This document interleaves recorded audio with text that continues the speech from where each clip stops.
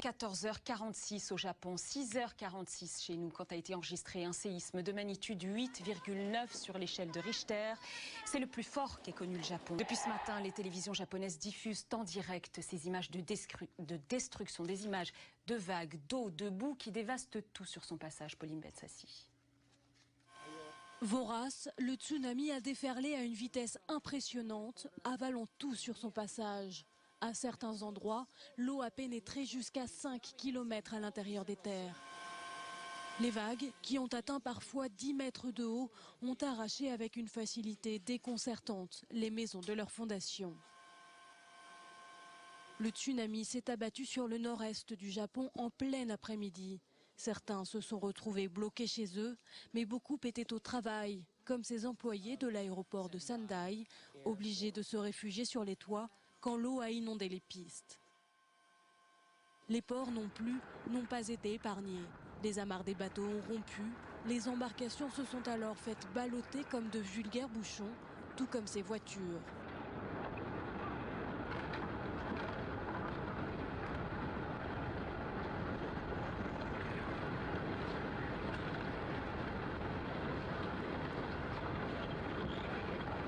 Et ce tsunami, c'est donc la conséquence du séisme survenu au large des côtes nord-est de l'archipel. Les secousses ont été ressenties partout et partout, c'est Eric de Clémy.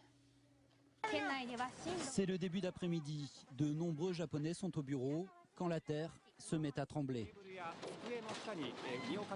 La secousse est interminable. Elle dure près de 2 minutes. Dans la rue, à chaque réplique, les gens se figent en attendant une accalmie. Plusieurs incendies se déclarent dans le pays, notamment dans une centrale nucléaire et dans cette raffinerie située près de Tokyo, d'où s'échappent des flammes de plusieurs dizaines de mètres de haut. D'une magnitude de 8,9 sur l'échelle de Richter, c'est le plus fort tremblement de terre jamais enregistré au Japon. En témoigne cette route soulevée sur plus d'1 mètre. L'épicentre se situe au nord-est de l'île de Honshu, la plus grande île japonaise. Mais le séisme a été ressenti partout dans l'archipel. De violentes répliques sont encore attendues. L'armée japonaise a immédiatement dépêché des avions de reconnaissance et des navires militaires pour évaluer les dégâts dans les zones les plus touchées.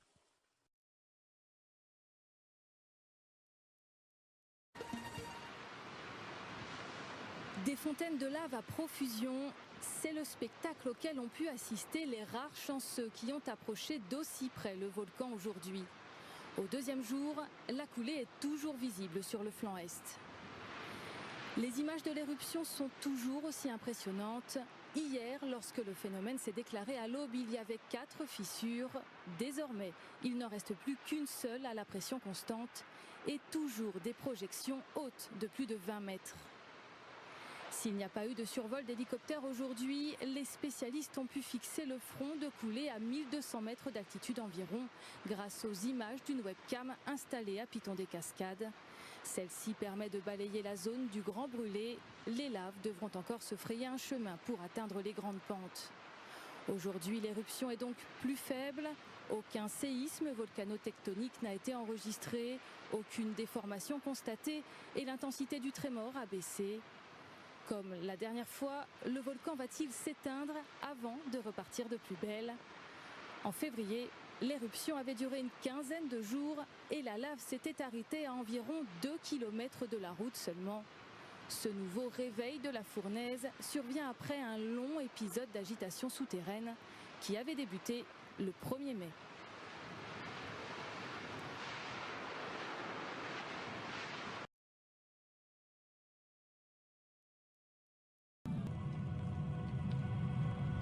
Le Mont Sainte-Hélène se trouve dans l'ouest américain, dans l'État de Washington, et ça faisait plus d'1 siècle qu'il n'y avait plus d'éruption. Ça nous a franchement surpris qu'il se réveille. Ça a commencé le 20 mars 1980, quand il y a eu des petits séismes sous le volcan. Puis vers le 27 mars, il y a eu des explosions de vapeur au sommet. Et alors, le 18 mai 1980, il y a eu un séisme assez fort, de magnitude 5, qui a ébranlé le volcan. Ça a donné une avalanche gigantesque. 3 km3 de produits sont descendus sur le flanc nord du volcan, ont tout dévasté. Et de ce fait-là, le volcan a été décapité. Donc d'un coup, la pression des gaz est tombée et toute la pression du magma a pu se libérer. Ça a donné une énorme explosion verticale, donc un panache de cendres qui est monté à 25 km de hauteur et surtout, en même temps, un souffle horizontal qui qui est allé vers le nord en forme d'éventail, et ce souffle filait à 1000 km/h à une température de 300 degrés. Et il a tout dévasté jusqu'à 30 km au nord du volcan en moins de 2 minutes. Et enfin, des coulées de boue sont descendues les flancs du volcan, et ces coulées de boue ont tout dévasté dans les vallées jusqu'à 60 km du Saint-Hélène. C'est en fait la plus grosse explosion du siècle, puisque l'explosion du Saint-Hélène, le 18 mai 80, c'était équivalent à 27 000 bombes atomiques comme celle d'Hiroshima. Les vallées étaient complètement remplies de boue, des collines avaient été complètement arasées sur toute leur surface, tous les arbres étaient couchés, ces grands pins Douglas, ils étaient tous couchés dans la direction du souffle, ils n'avaient plus de branches latérales, ils étaient complètement écorcés par le souffle, car le souffle il a agi comme une espèce de gigantesque sableuse qui a abattu les arbres et qui les a complètement polis sur la surface.